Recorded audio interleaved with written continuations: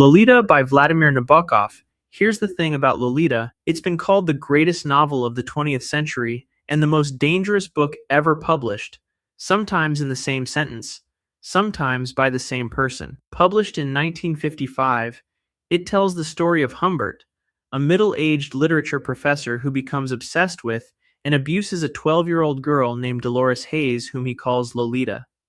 The entire novel is narrated by Humbert himself, written as a confession from his prison cell, dripping with self-justification and flowery prose designed to make you forget, for half a second, exactly what he is. That's the trick. Nabokov wrote The Predator so eloquently that readers kept arguing about whether Humbert was sympathetic. He isn't. But the novel makes you do the work of remembering that, which is more disturbing than any straightforward villain ever could be. A monster you can see coming is easy to deal with. A monster who speaks in beautiful sentences is something else entirely. Nabokov was himself a refugee, a scholar, a lepidopterist, a man who caught butterflies and pinned them to boards with scientific precision. There's something of that in the novel's construction. Humbert is pinned on the page, displayed, examined, but Nabokov gives him the pen, which means Humbert gets to frame the display himself. The reader has to keep pulling the frame away. It was banned in France, England, Argentina, New Zealand, and South Africa. Several US publishers refused it outright. Graham Greene called it one of the 3 best books of 1955 in a British newspaper column, which caused a minor scandal. The ones who eventually printed it braced for the fallout, and the fallout came. What it's really about isn't the abuse. It's the way language can be weaponized to obscure it. Humbert doesn't describe what he does. He poeticizes it. He uses the full weight of the Western literary tradition allusion, metaphor, classical reference to build a wall of beautiful words between the reader and the reality of what's happening to a child. And Nabokov knew exactly what he was building. The novel is a trap, and the trap is the point. The 120 Days of Sodom by the Marquis de Sade wrote this in 1785 on a 12-metre scroll of paper while imprisoned in the Bastille. He never finished it. He was moved to a different prison before he could complete it, and he wept, genuinely wept, believing the manuscript was lost. It wasn't. It was found hidden in the walls of his cell. Perhaps it should have stayed there. The 120 Days of Sodom follows 4 powerful men, a duke, bishop, a judge, a banker, who lock themselves in a remote castle with 46 victims and spend 4 months systematically enacting every form of cruelty the human mind can imagine, cataloged with bureaucratic precision across 600 acts of escalating violence. De Sade organized the text like a government report. The 4 men even hire professional storytellers to narrate scenarios in ascending order of depravity as if cruelty required a curriculum. There is no plot. There is no redemption arc. There is no moment where anyone learns anything. The text reads less like a novel and more like a ledger of atrocity line items in a project of total dehumanization, where the victims exist solely as objects for the exercise of power. It has been banned in virtually every country it's reached. Publishers have been prosecuted. Copies have been confiscated and destroyed. And yet it survives because scholars and historians keep insisting it belongs in the record not as entertainment, but as evidence of something very specific about how power dehumanizes. The 4 powerful men in the castle are not monsters from fiction. They are a typology. A duke, a bishop, a judge, a banker. De Sade chose those 4 categories deliberately. He was making an argument about institutions, not individuals. Pier Paolo Pasolini adapted it into a film in 1975, relocating the action to fascist Italy, making the political argument even more explicit. He was murdered shortly before it was released. The film was banned in many of the same countries as the book. Philosophers have written entire careers around this text. Simone de Beauvoir wrote a famous essay defending its intellectual seriousness. Whether that's a tribute to de Sade or an indictment of philosophy is a question worth sitting with. What's harder to dismiss is this. The book has survived 2.5 centuries of suppression. Something in it keeps demanding to be reckoned with, even by the people who find it most unbearable. That says something about the text. It also says something about us. American Psycho by Bret Easton Ellis Simon & Schuster dropped it weeks before publication after their own staff threatened to quit. The National Organization for Women called for a full boycott. In Queensland, Australia, it was classified as a restricted publication. You had to be over 18 and it had to be sold in a sealed wrapper like a weapon. In several countries, it was simply banned outright. American Psycho was published in 1991 by Vintage Books, the only publisher willing to touch it, and follows Patrick Bateman, investment banker, business card connoisseur, serial killer, possibly fictional, through the hollowed-out luxury of 1980s Manhattan. He goes to restaurants. He critiques his colleagues' business cards with the intensity of a man who has nothing left inside him but surface. He kills people. He goes to more restaurants. The violence is extreme, not suggestive, not implied graphic, detailed, and written in the same flat, effectless prose that Ellis uses to describe designer suits and restaurant reservations. That's deliberate. Bateman's murders get the same emotional register as his moisturizing routine. The horror isn't in the gore. The horror is in the indifference, the way Ellis refuses to give you a tonal signal that something different is happening, that this matters more than the Valentino suit on the previous page. Ellis was reportedly receiving death threats during the book's release. He said in interviews that he was drawing directly from his own experiences of alienation living in New York in the mid-80s, surrounded by people who seemed to be performing humanity rather than experiencing it. Bateman is that performance taken to its logical extreme. He mimics emotion, mimics connection, mimics normal life, because the culture around him taught him that mimicry was the same as the real thing. The book was never definitively banned in most countries. It was just made as difficult to access as possible, wrapped, age-restricted, refused by major chains, quietly kept off library shelves, which is its own kind of statement. Because American Psycho's entire argument is about the things that respectable society agrees not to look at directly. The sealed wrapper was almost poetic. Tropic of Cancer by Henry Miller. Henry Miller wrote this in Paris in 1934, broke, living on borrowed money and borrowed floors, eating meals that friends paid for, and sleeping in apartments he had no right to be in.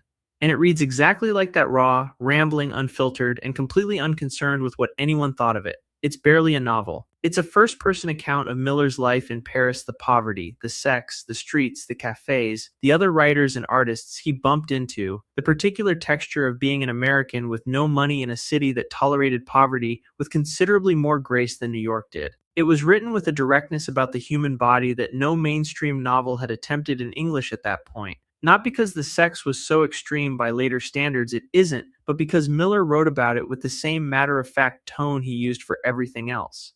No shame, no justification, no literary fig leaf. It was immediately banned in the United States. For 30 years, American tourists would smuggle copies home in their luggage. Customs agents were specifically instructed to confiscate it at the border. Owning a copy was a genuine legal risk. There are documented cases of people being prosecuted simply for possession. And yet by the 1950s, it had become one of the most passed around books in the country, handed from person to person in exactly the way you pass something around when everyone knows it's forbidden, which makes it feel more valuable and more electric than it might otherwise be. When Grove Press finally published it legally in the US in 1961, 60 obscenity trials followed across various states simultaneously. The Supreme Court eventually ruled in its favor in 1964, in a decision that also cleared the way for dozens of other suppressed works. What's remarkable now is how tame it reads by contemporary standards. The sex is frank, but not particularly extreme. What was being protected against, really, wasn't obscenity, it was a certain refusal to be polite about being human. Miller didn't ask permission to write like a person with a body, with desires, with a life that didn't conform to what respectable society thought literature should be about. That apparently was the transgression. Spycatcher by Peter Wright. Here's a government banning a book about itself, which should tell you everything you need to know about what's in it. Peter Wright spent over 20 years as a senior scientific officer in MI5 British domestic intelligence. When he retired to Tasmania in the 1970s and began writing his memoirs, the British government didn't ask him politely to reconsider. They took him to court in Australia, because that's where he lived, and British law technically couldn't reach him there, but they tried anyway. The resulting legal case became one of the most spectacular self-owns in British legal history. The government spent years and millions of pounds of public money arguing in Australian courts that the book should be suppressed, conducting the entire case in open court, with journalists from every major newspaper present, patiently reporting every detail the government was desperately trying to conceal. Every day of the trial was a press briefing for the book's content. What was in it? Wright's account of a serious plot within MI5 to actively destabilize Harold Wilson's Labour government, a democratically elected British Prime Minister, undermined by his own intelligence service. The claim that Wilson had been a Soviet agent. Evidence that MI5 had bugged and surveilled its own political allies. The suggestion that Roger Hollis, the former Director General of MI5, had himself been a Soviet mole for decades, and a broader picture of an intelligence service that had come to believe it was accountable to no one, operating entirely outside democratic oversight. The British government lost the case. The book was published in 1987 and immediately became a global bestseller, largely because the British government had spent years and considerable public money telling people not to read it. Newspaper editors in Britain were prosecuted merely for summarizing its contents. The BBC was banned from broadcasting interviews about it. It remains one of the most effective pieces of accidental book marketing in history, and a genuinely alarming document about what intelligence agencies believe they are entitled to do. Steal This Book by Abby Hoffman. Steal This Book was published in 1971, and the title is not a metaphor. Abby Hoffman literally wanted you to steal it. He believed that mainstream bookshops were part of the capitalist infrastructure his book was actively dismantling, so taking a copy without paying wasn't theft, it was ideological consistency. He said so in the introduction. 30 publishers refused it. Some on legal grounds, some because their distributors threatened to drop them, some because the title alone was enough. Hoffman eventually self-published it, distributed it through underground networks and countercultural bookshops, and got it out through whatever channels would carry it. It sold over 250,000 copies in its first year. A meaningful chunk of those were almost certainly stolen. The book is a manual, a genuine, detailed, thoroughly researched practical guide to living outside the system. It covers how to get free food from supermarkets without paying, how to hitchhike across the country with nothing, how to set up a commune and keep it running, how to deal with police during a protest, how to access medical care when you have no money and no insurance, how to communicate when the phones are tapped. It reads less like a political manifesto and more like a survival guide for people who have decided the system isn't going to help them. Libraries refused to stock it. Universities banned it from their shops. Several independent bookshops were prosecuted just for carrying it. The FBI compiled files on the book that run to hundreds of pages a document about squatting and free food, generating the same surveillance apparatus as organized crime. Hoffman's argument was simple and hard to fully dismiss. Everything described in this book was something people were already doing. He just wrote it down and put it where the people who needed it could find it. Whether that makes it revolutionary or irresponsible probably depends entirely on whether you are the person who needs the information or the person who benefits from them not having it.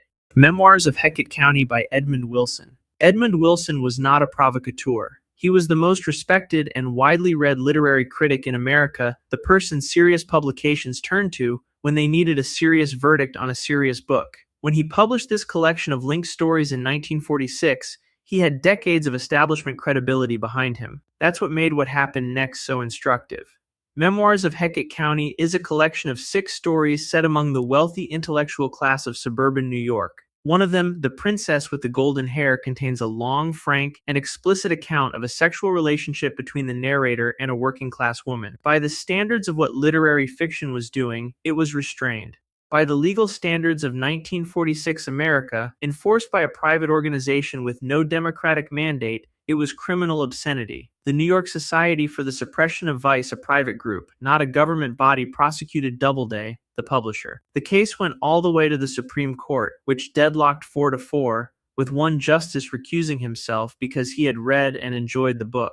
The tie left the lower court's obscenity conviction intact. The book was banned in New York State, which was at the time by far the largest book market in the country. Banning it in New York was effectively banning it nationally. Wilson never fully recovered from the financial consequences. He considered the whole episode among the more surreal experiences of his career, a book reviewed with seriousness by serious publications, discussed at literary gatherings, analyzed as a contribution to American fiction, simultaneously being prosecuted as pornography in the same city where those conversations were happening. What makes the case matter beyond Wilson's own story is the mechanism it exposed: a private organization with no government mandate, no electoral accountability, and no legal authority could suppress a book simply by targeting its publisher with enough legal cost and reputational risk. No law had to be passed. No official censor had to act. No politician had to take responsibility. A private body with a moral agenda and access to the courts was sufficient. The same mechanism, informal, deniable, operating just outside official government action, has shaped what gets published and what doesn't in every decade since. The names of the organizations change. The machinery stays the same. The Jewel of Medina by Sherry Jones. Random House acquired this novel in 2008, scheduled it for publication, designed the cover, printed advance review copies, and distributed them to critics and academics. Then they canceled it, not because of anything in the book itself, but because of what someone warned them might happen if they published it. The novel fictionalizes the life of Aisha bint Abi Bakr, one of the Prophet Muhammad's wives and one of the most important figures in early Islamic history, a woman who became a scholar, a political leader, and a military commander, and who has been largely invisible in Western historical writing. Sherry Jones spent years researching the book.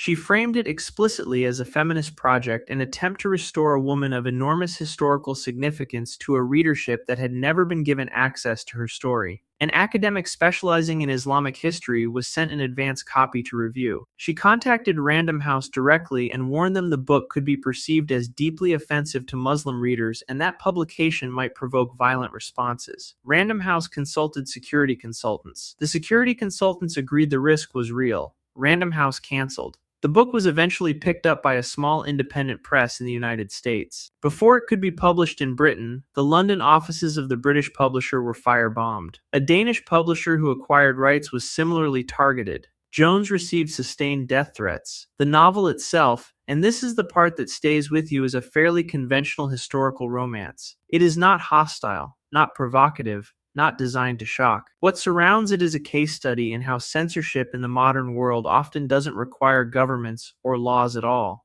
The chilling effect is enough. The credible threat of violence, applied to a publisher's security calculation, achieves exactly what a government ban would achieve without anyone having to pass a law, sign an order, or take official responsibility for the silencing.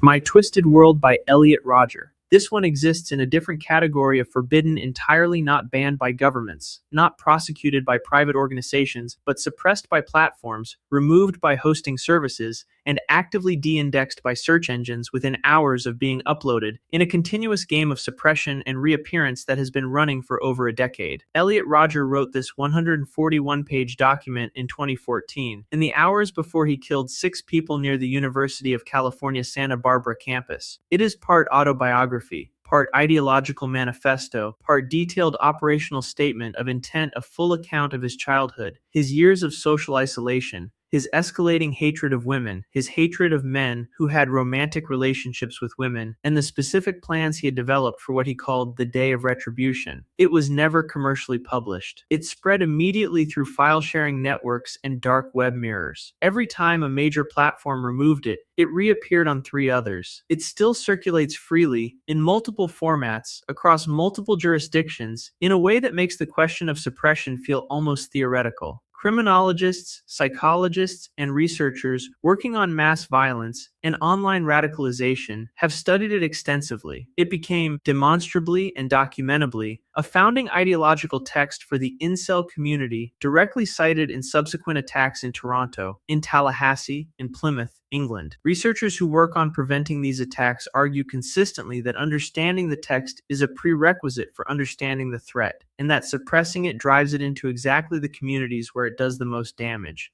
But discussing it publicly, naming it, analyzing it, all of this carries the accusation of platforming, and suppressing it, as a decade of failed suppression has demonstrated, pushes it deeper into the spaces where it reaches the people most vulnerable to its logic. No government banned it. No court ordered its removal. No law covers its existence. The question of whether it should be readable and by whom, and in what context, and with what framing remains completely unresolved, and the people with the most urgent stake in that question are still waiting for an answer.